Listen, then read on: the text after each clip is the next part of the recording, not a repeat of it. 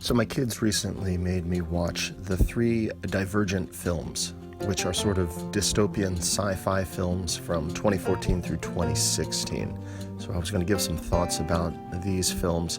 I will try to keep it positive, but these films were definitely difficult to get through.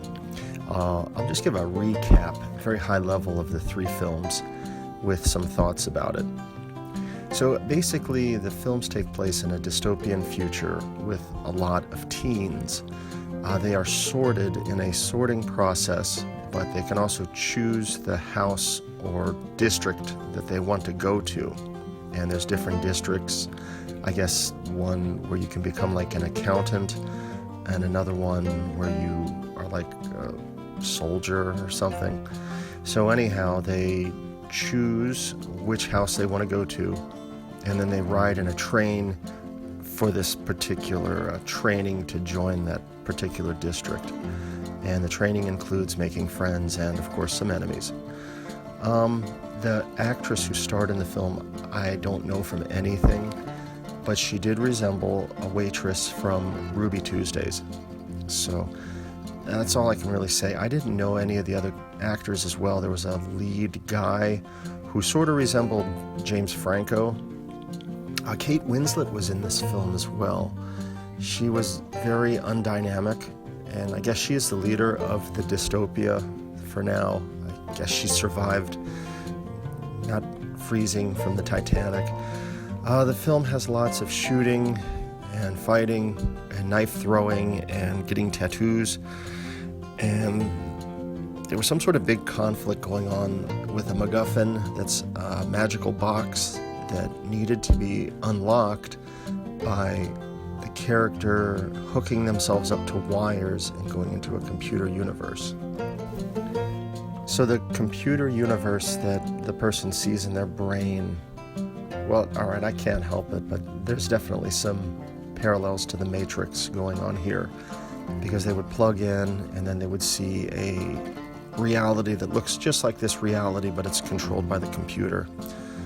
And then in that reality, they have a series of puzzles they need to solve to unlock the MacGuffin. But they don't do it in the first film, so the film ends with the teens leaving on a train.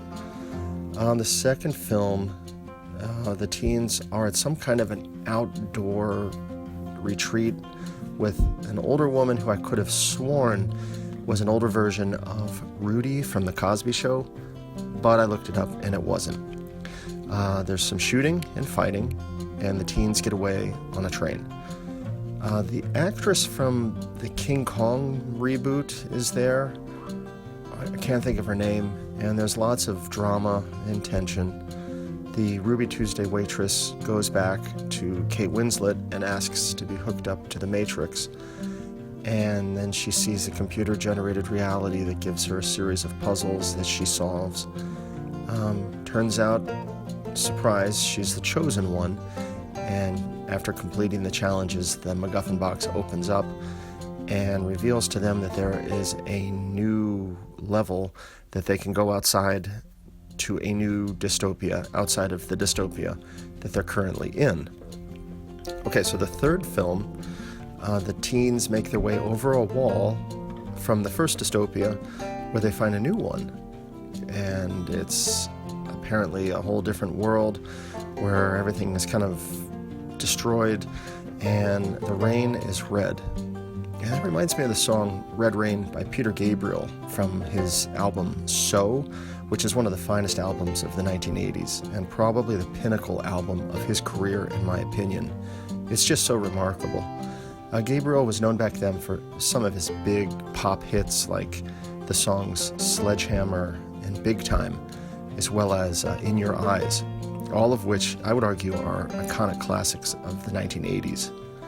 And these had a lot of cycling on the radio and also on MTV back at the time. And especially things like Sledgehammer had a very creative video.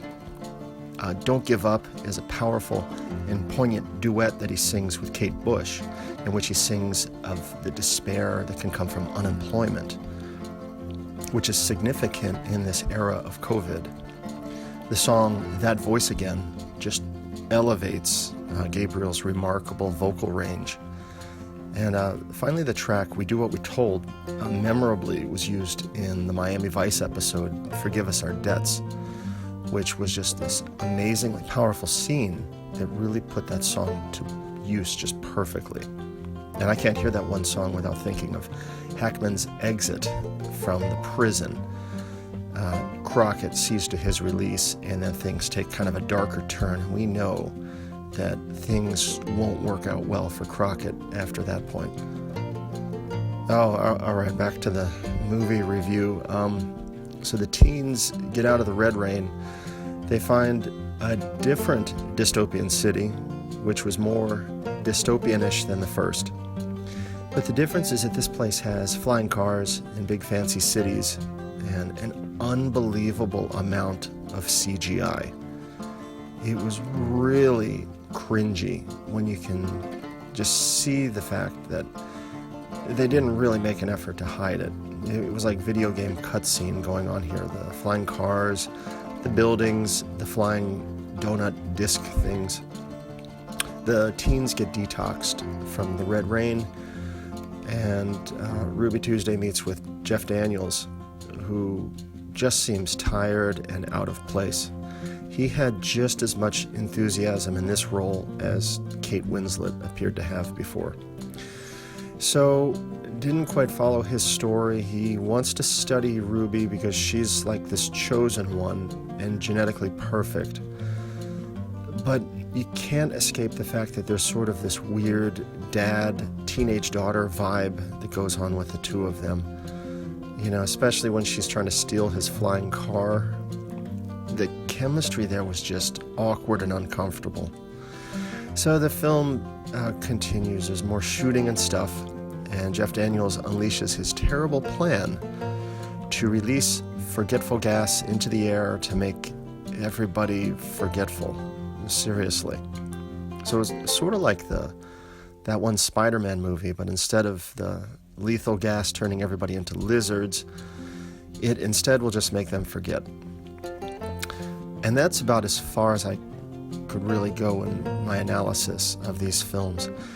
And honestly, I wish they had packaged some of that forgetful gas with this movie so that you could watch it and then breathe in the gas and then forget that you watched these in the first place. So, back to watching classics. This series of films, if you want to follow 3 films with lots of fighting, teenagers, CGI, and a very convoluted plot with shallow, two-dimensional characters, well, then this is the film for you.